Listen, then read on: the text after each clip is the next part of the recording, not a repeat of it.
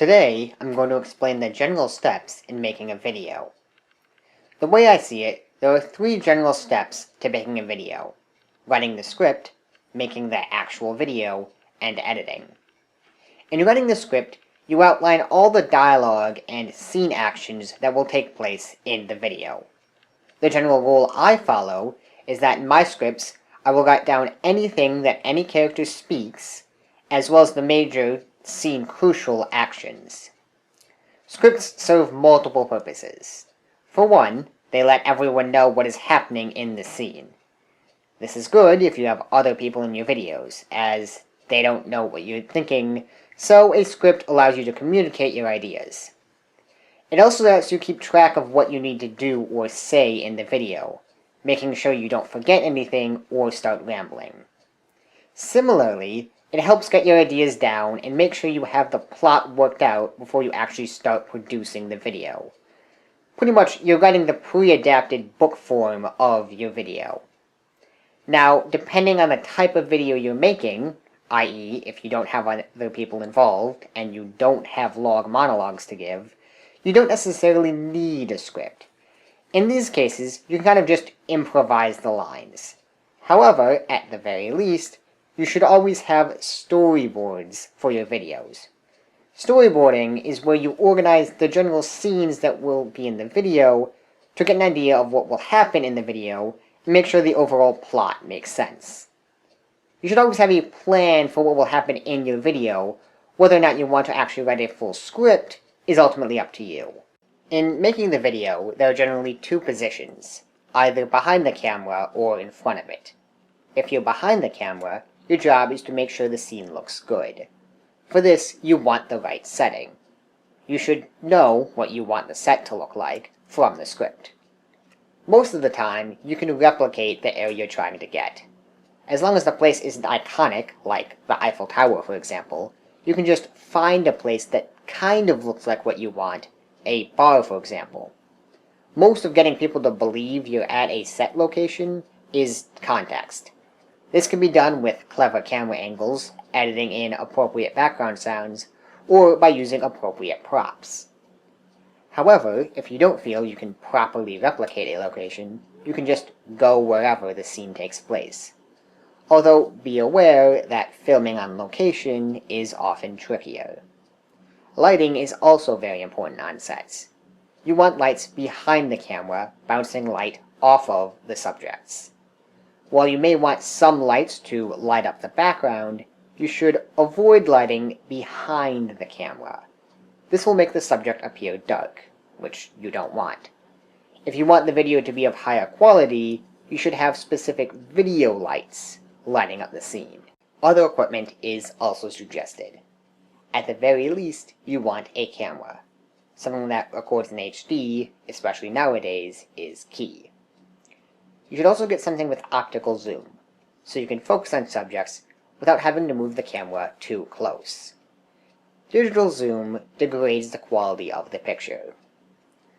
Lastly, while autofocusing is convenient, it can be a hassle if it doesn't focus on something, which becomes an especially noticeable problem if there isn't an obvious subject to the camera. You'll also want a tripod, even if you have a dedicated cameraman. People tend to shake the camera when they're holding it, and you definitely don't want camera shake on a video, unless you're doing a found footage film. A tripod will keep the camera steady and allow smoother pans. The last primary thing you'll want in videos is a microphone. Now, any video camera should have an onboard mic, but they have a tendency to peak out at higher decibels. Thus, it is recommended that you get a separate microphone to ensure high-quality audio. In general, bad video can be forgiven if the audio is really good, and vice versa. Lastly, if you happen to be machinimating or recording anything off of a video game console or computer, you should use a capture card or video capture software. Even a simple component cable capture card, like the one I use, is often better than recording a TV screen with your camera. There's a huge difference in picture quality. Keep in mind, a lot of these recommendations are to improve the quality of your videos.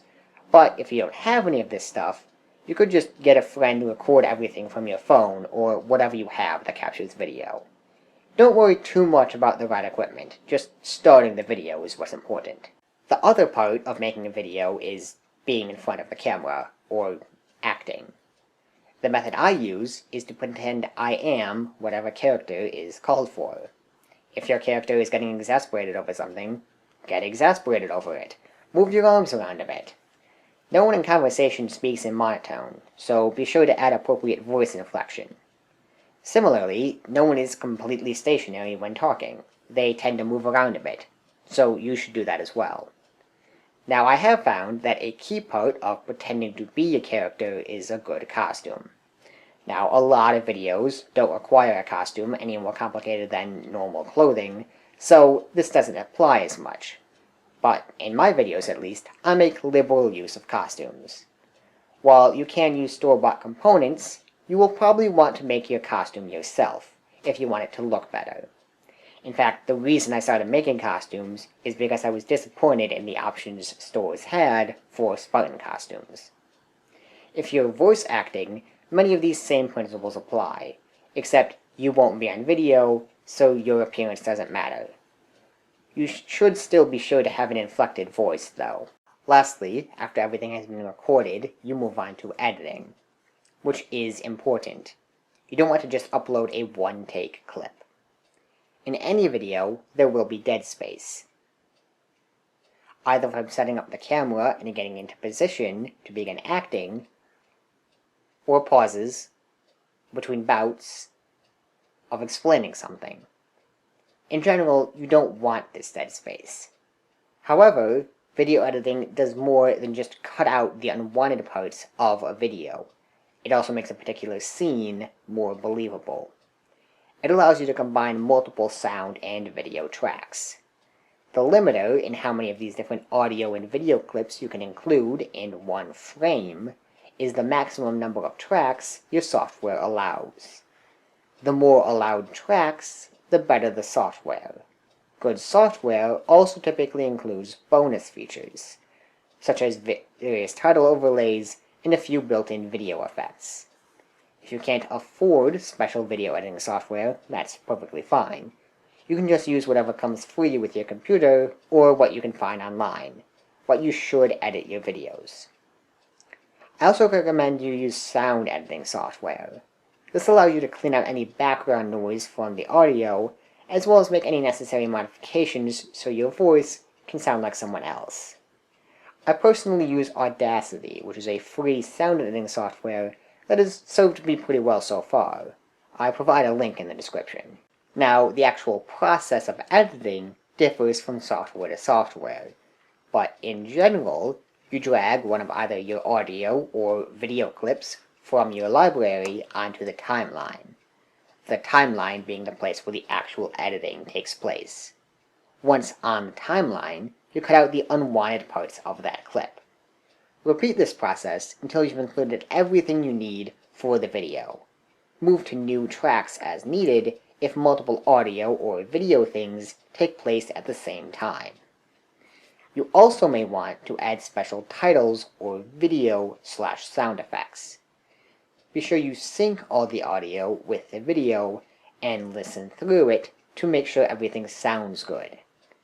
Once you're satisfied with how the video is, you're ready to export it from your software and share the resulting video from there. Nevertheless, hope you enjoyed it, hope you learned something, and see ya!